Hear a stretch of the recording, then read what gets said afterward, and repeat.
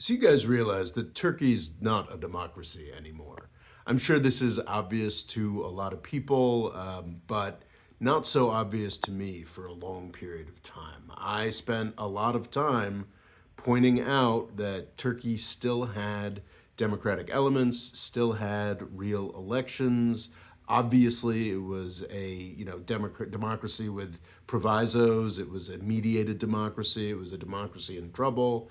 This, that, and the other thing. But I guess had a lot more sympathy towards the struggles that Turkey had been going through under Erdogan and before Erdogan. I think there's a lot of romanticizing of the period before Erdogan when it was also a managed democracy, just managed by elements of the Turkish military and Turkish elites that we were more friendly to. So I gave the Erdogan regime, frankly, a lot more benefit of the doubt than a lot of U.S. and Western commentators. And at the last election, I was like, it's still possible. Like, this is a real election. Like, there are real alternatives getting real votes, despite all the ways that it's sort of been chipped away, democracy and whatnot.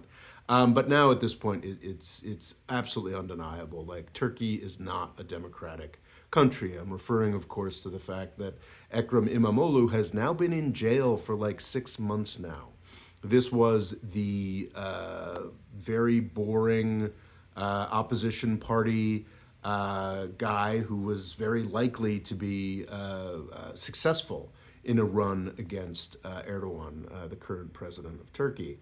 And there was no way to undermine this guy because he was boring and he had no affiliation with plausibly subversive ish elements like the Gulenists or the Kurds, which the Erdogan regime seems to now be making a sort of peace with.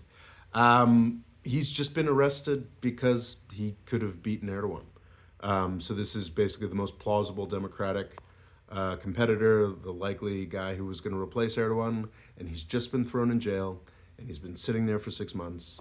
And I don't see much of an indication that that's going to change. There's no internal governance on the Erdogan regime, and there used to be more of an external governance, European opinion, American opinion. That's pretty much been done away with by the war in Ukraine and, of course, the election of Donald Trump. So, yeah, Turkey, not a democracy. I figure it's just important.